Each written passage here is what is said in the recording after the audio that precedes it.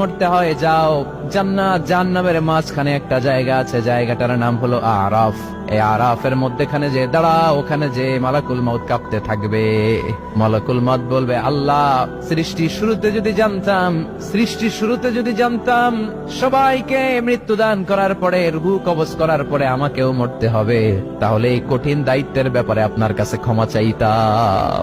আজকে আমারও যে ভাগ্য বরণ করে নিতে হবে সৃষ্টির শুরুতে, আমি এটা কল্পনাই করতে পারি নাই। আল্লাহ বলবেন, নো টক, মুত ইয়া মালাকুল মউত, মরে যা, মরে যাও। বলার সাথে সাথে মালাকুল মউত এক বিকট চিৎকার হাঁকিয়ে মরে যাবে। মালাকুল মউতের চিৎকারটা সেদিন এত ভয়ঙ্কর হবে, বিষ্ণু ইসলাম বলেন, ওই চিৎকারের আওয়াজ যদি পৃথিবীর মানুষেরা কান দিয়ে শুনতে পেত, তাহলে কিয়ামত সংগঠিত হওয়ার জন্য আলাদা করে ইসরাফিলের সিঙ্গার প্রয়োজন হতো না। ওই চিৎকারের আওয়াজে প্রতিটা মানুষ কানের পর্দা ফেটে ওই জায়গায় লাশ হয়ে পড়ে যেত। এবার ডানে বায়ে সামনে পেছনে উপরে নিচে কেউ নাই, একজন ছাড়া। জোরে বলতে হবে, তিনি কে?